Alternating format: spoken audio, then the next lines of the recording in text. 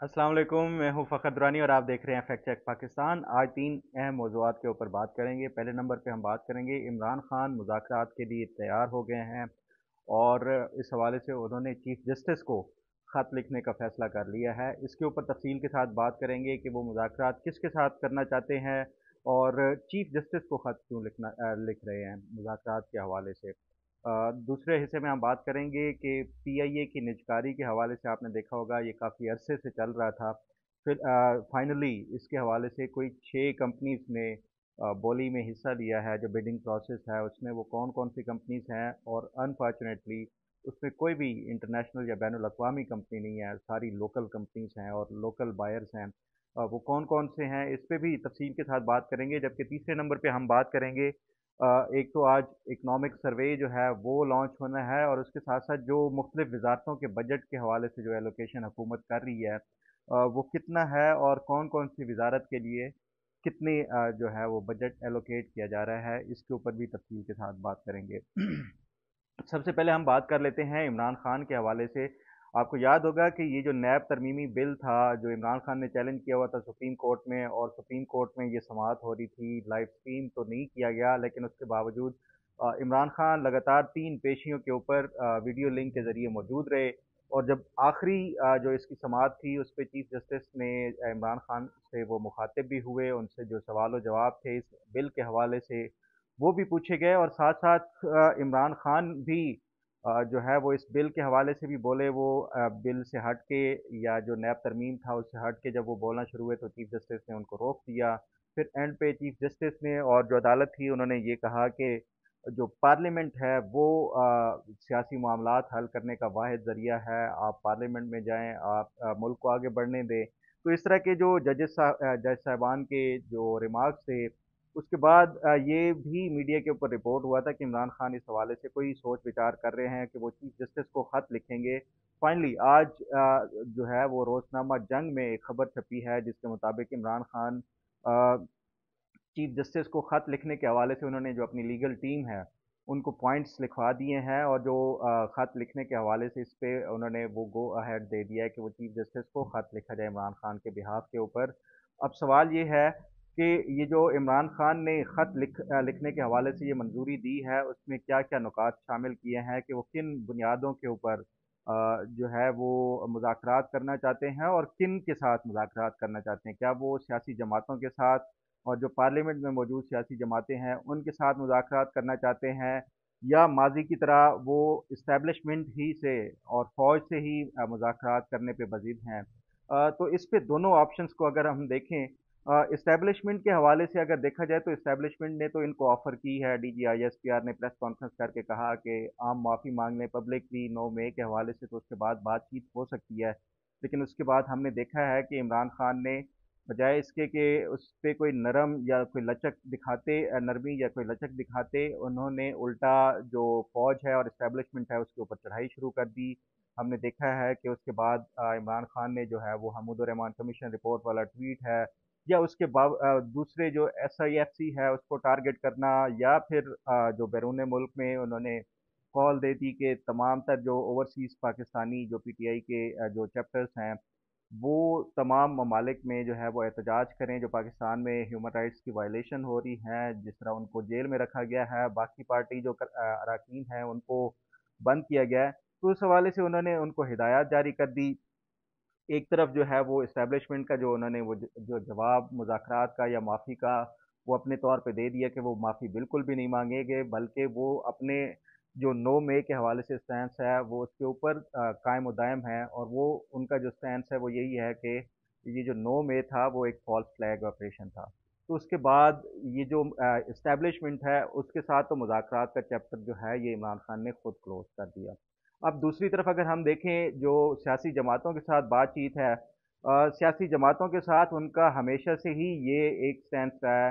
कि वो नून लीग और जो पीपल्स पार्टी हैं ये चोर हैं, डकैत हैं, ये इन्होंने पाकिस्तान की दौलत जो है वो लूटी है, तो इनके साथ वो कभी ना बातचीत कर सकते हैं और ना ही कभी बैठेंगे। तो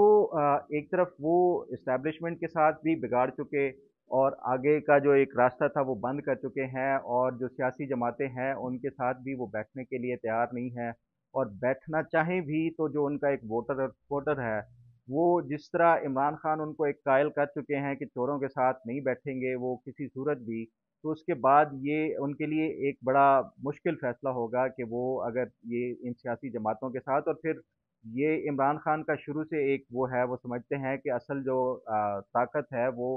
सियासी जमातों के पास नहीं बल्कि इस्टेब्लिशमेंट के पास है, तो वो फिर सियासी जमातों के साथ बात करके क्या करेंगे। और फिर उस हवाले से आपने देखा भी, सदर आरिफ अलवी ने कहा कि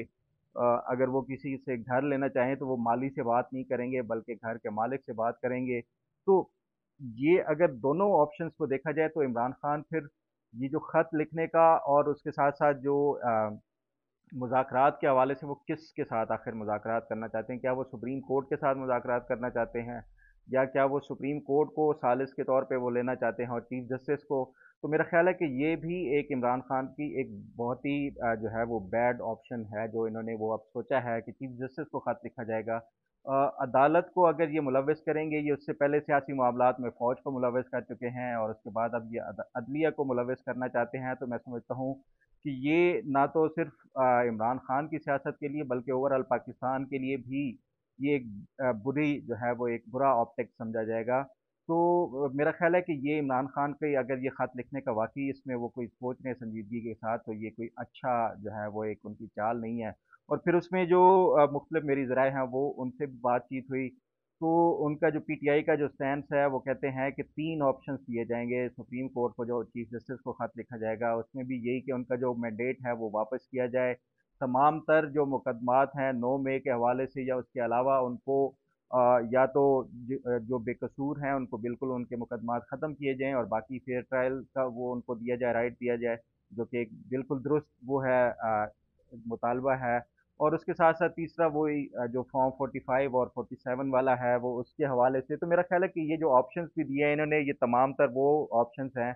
जो सियासी जमातों के साथ मिल बैठ के करने के हैं, ना कि अदलिया के साथ या अदलिया को ये लिखा जाए। और अगर ये फिर उसी तरह सियासतदान अपनी जो है वो भाग दौड़ वो किसी इदारों को देंगे, अदलिया को देंगे या फौज को देंगे, तो उससे अल्टीमेटली फिर सियासतदानों ही का नुकसान होगा। और मैं समझता हूँ कि ये कोई अच्छा जो है वो इमरान खान ने कोई जो है वो इनिशिएटिव नहीं है अगर ये ख़त लिखा जा रहा है और चीफ जस्टिस को इसमें मुलव्वस किया जा रहा है। तो बहरहाल इस पे कोई मज़ीद अपडेट होगी तो वो भी आपके साथ ज़रूर शेयर करूँगा। अब बात करते हैं जो पीआईए की निजकारी के हवाले से, आपने देखा होगा कि पहले जो है मुख्तलिफ जो हुकूमतें थी उन्होंने पीआईए को प्राइवेटाइज करने के लिए बारहा ऐलान किया, इवन इमरान खान ने भी ऐलान किया था, और इस हवाले से जो एक कमेटी भी बनाई गई थी, जो साबिक गवर्नर थे स्टेट बैंक और इमरान खान के मुशीर थे डॉक्टर इशरत हुसैन, उनकी सरबराही में उन्होंने अपनी कुछ सिफारिशात भी दी थी जिसमें पीआईए की निजकारी के हवाले से, और पहले उसकी डाउन साइजिंग हमने देखा था कि गोल्डन हैंड शेक दे के 3 से 4 हज़ार मुलाजमीन को पहले निकाला गया था। उसके बाद भी जो है वो जो पीआईए का खसारा है वो कम नहीं हुआ। तो अब फाइनली ये मुस्लिम लीग नून की हुकूमत है, इसने बिलाखिर आईएमएफ के मुतालबे के ऊपर ये निजकारी का फैसला कर लिया और इस हवाले से जो टेंडर हैं वो ऑलरेडी जारी किए थे। तो अभी जो कौमी असम्बली को हुकूमत ने जवाब पेश किया है पीआईए की निजकारी में कि कौन कौन सी जो है वो पार्टीज या कौन कौन से जो कंपनीज हैं उन्होंने हिस्सा लिया है या अपने जो बिड्स हैं वो जमा कराई हैं। तो कौमी असम्बली को जो जवाब दिया गया है उसके मुताबिक एक जो है फ्लाई जिना इस्लामाबाद लिमिटेड कंपनी है, उसने पीआईए को ख़रीदने के लिए जो है अपने वो बिड वो की है, जमा कराई है। दूसरी एयर ब्लू लिमिटेड ने वो जमा कराई है, और तीसरी एक जो है वो आरिफ हबीब कारपोरेशन लिमिटेड इन्होंने जमा कराई है। चौथी एक कंसोर्शियम है led by Y B holding private limited, consortium members comprises pioneer cement limited, artistic mill miners limited, ANS capital private limited और मेट्रो वेंचर प्राइवेट लिमिटेड। ये कंसोर्शियम है वो इसमें हिस्सा ले रहे हैं। 5वें नंबर पे एक और कंसोर्शियम है led by Pak ethanol corporation limited, comprise Air Sial limited, Serene airline private limited और लिबर्टी धारकी प्राइवेट लिमिटेड जो है, ये इन कंपनीज का एक कंसोर्शियम है, उन्होंने हिस्सा लिया है। اور چھٹے نمبر پہ جو ہے ایک کنسورشیم ہے بلو ورلڈ سٹی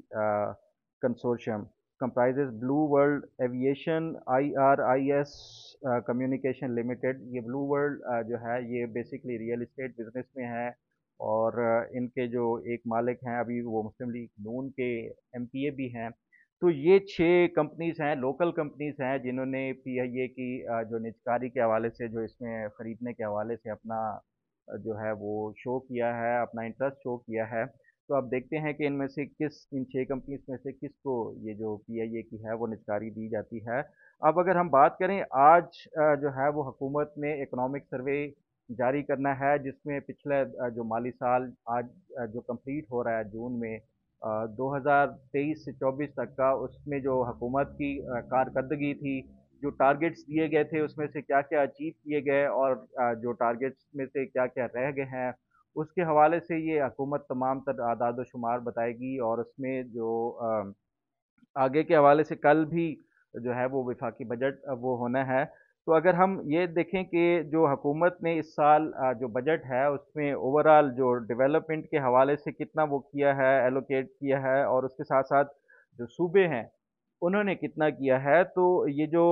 یہ خبر ہے اس کے مطابق جو پنجاب ہے اس کا ڈیولپمنٹ کا جو بجٹ ہے، یعنی ترقیاتی منصوبوں کا، وہ 700 ارب روپے کا ہوگا۔ اوریجنلی جو پہلے یہ تھا کہ یہ 655 ارب روپے ایلوکیٹ کیے جا رہے تھے، لیکن اب وہ 700 ارب اس پہ جو ڈیولپمنٹ کا جو بجٹ ہے اس پہ وہ کریں گے۔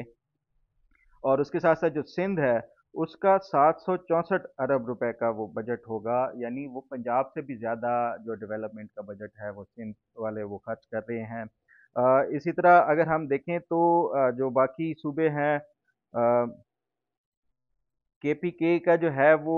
351 ارب روپے کا ہے ڈیولپمنٹ کا بجٹ، اور اس کے ساتھ ساتھ جو بلوچستان ہے 281 بلین روپیز کا جو ہے ترقیاتی منصوبوں کا جو ہے وہ اس میں وہ خرچ کریں گے مختلف ترقیاتی منصوبوں کے اوپر۔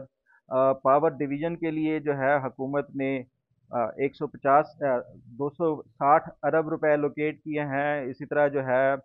پہلے انہوں نے 150 ارب کا تھا، اس کو پچھلے سال 150 ارب تھا، اس سال جو ہے 260 ارب، اس میں مختلف جو ہے وہ ڈیمز اور اس کے پروجیکٹس بھی شامل ہوں گے جو واٹر ریسورسز کے حوالے سے۔ باقی اس کے بعد پھر پاور ڈویژن میں جو ہے نیشنل ٹرانسمیشن اور جو ڈسپیچ کمپنی ہے اس کے لیے 175 ارب روپے جو ہے وہ کیا جائے گا، اس کا بجٹ ہے۔ اسی طرح جو ایجوکیشن کا ہائر جو ایجوکیشن ہے وہ اس سال انہوں نے حکومت نے بڑھایا ہے، اور اس میں 32 ارب روپے کا جو ہے وہ ہائر HEC کا جو بجٹ وہ ہے انہوں نے وہ کیا ہے۔ اور اس کے ساتھ ساتھ سوری یہ اس میں 32 ارب روپے ایلوکیٹ کیے گئے ہیں اس کے لیے منسٹری آف ایجوکیشن کے لیے، اور جو HEC ہے اس کے لیے 66 بلین روپیز 66.3 بلین روپیز جو ہے ہائر ایجوکیشن کے لیے ایلوکیٹ کیے گئے ہیں اس سال۔ اسی طرح جو ریلوے کا بجٹ ہے وہ 45 ارب روپے جو ہے وہ ایلوکیٹ کیا گیا ہے، اور IT کا جو ہے اس سال 36 ارب روپے 30 ارب روپے جو ہے وہ اس کے لیے ایلوکیٹ کیے ہیں، جبکہ پچھلے سال جو تھا وہ صرف اور صرف 6 ارب تھے۔ تو اس سے یہ ظاہر ہو رہا ہے کہ یہ حکومت جو ہے وہ IT کے حوالے سے واقعی سنجیدہ ہے، اور IT میں جو ہے انویسٹمنٹ اور اس کے حوالے سے یہ جو بجٹ ہے وہ بڑھانا، یہ اس سے ظاہر ہو رہا ہے کہ حکومت اس پہ IT کے حوالے سے کوئی جو نئے پروجیکٹس یا اس کے حوالے سے کوئی زیادہ سنجیدگی دکھا رہی ہے۔ تو آج جو اکنامک سروے آئے گا اس کے حوالے سے میں ایک اسپیشل آپ کے ساتھ وہ بھی رپورٹ اور پروگرام شیئر کروں گا کہ حکومت نے کون کون سے ٹارگیٹ جو ہیں وہ اچیو کیے ہیں اور کون کون سے مس کیے ہیں، اس کے اوپر تفصیل کے ساتھ بات کروں گا، اور پھر جو کل انشاءاللہ بجٹ ہوگا تو اس پہ بھی تفصیل کے ساتھ آپ کے ساتھ اس پہ وہ بتائیں گے۔ امید ہے آپ کو آج کا پروگرام بھی پسند آئے گا۔ اللہ تعالیٰ آپ کا حامی و ناصر ہو۔ اللہ حافظ۔